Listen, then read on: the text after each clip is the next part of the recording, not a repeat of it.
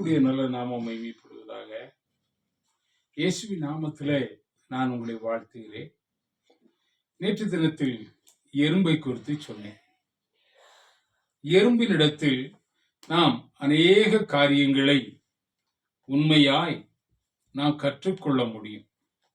ஞானத்தை கற்றுக்கொள் என்று நான் சொன்னேன். எத்தனை பேர் கவனித்தீர்கள் என்று சொன்னேன். அதன் வழியை பார்த்து எறும்பை பாருங்க, ஒரு நாள் சண்டை போடாது. அது நேராக தன்னுடைய வழிகளில் நடந்து செல்லும். அது போராடுவதில்லை. ஒரு தாய் மக்கள் நான் என்போம் என்று சொல்கிற நாம் அநேக வழிகளில் சண்டை இடுகிறோம், அநேக இடங்களில் கூக்குரல் இடுகிறோம்.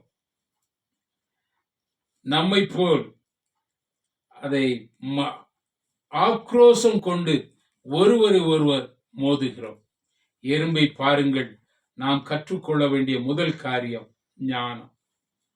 இரண்டாவது, எறும்பிடத்தில் நாம் கற்றுக்கொள்ள அதன் வழியை பார்க்கணும். எல்லாம் நேரா போகும். ஒண்ணு போச்சுன்னா அதுக்கு பின்னாடி ஒண்ணு போகுது.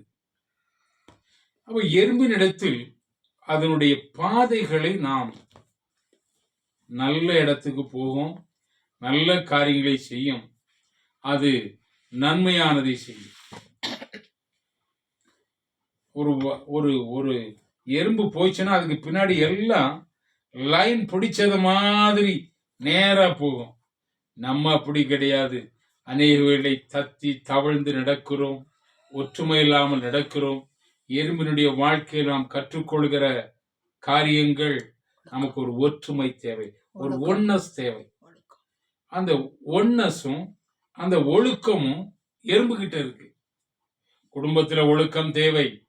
ஒரு தாயினுடைய பிள்ளைகள், ஒரு தகப்பனுடைய பிள்ளைகள் நான் ஒழுக்கமாய் நடந்து கொள்ள வேண்டும். எறும்பு அதான் கற்றுக் கொடுக்கிறது நமக்கு. அப்ப நம்ம வாழ்க்கையில் அந்த ஒழுக்கத்தை எறும்பினிடத்தில் நாம் கற்றுக்கொள்ளணும். கற்றுக்கொண்டால் வாழ்க்கை ஆசீர்வதிக்கப்படும்.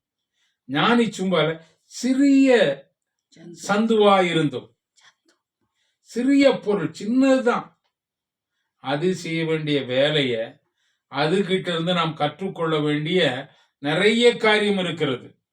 கற்றுக்கொள்கிறோம், கற்றுக் கொடுக்கிறோம், ஆனால் கடைபிடிப்பதில்லை. கற்றுக் கொடுக்கிற நாம், கற்றுக்கொள்கிற நாம் எறும்பை பார்த்து அதனுடைய ஒழுங்கும் அதனுடைய ஒற்றுமையும் நாம் கற்றுக்கொண்டு ஒற்றுமையாய் இருப்போம், ஒன்றுபடுவோம், உலகத்திற்கு பிரயோஜனமாய் இருப்போம். கூடி வாழ்ந்தால் கோடி நன்மையா. அந்த எறும்பினிடத்தில் கற்றுக்கொண்டு தகப்பனுக்கும் தாய்க்கும் கீழ்ப்படிந்து வேலை செய்கிற இடத்தில் உண்மை உத்தமமாய் இருந்து எறும்பு எப்படி ஒழுங்காய் செய்கிறதோ அந்த ஒழுங்கை கற்றுக்கொள்ளுங்கள். கர்த்தர் உங்களை ஆசீர்வதிப்பாராக. ஆமென்.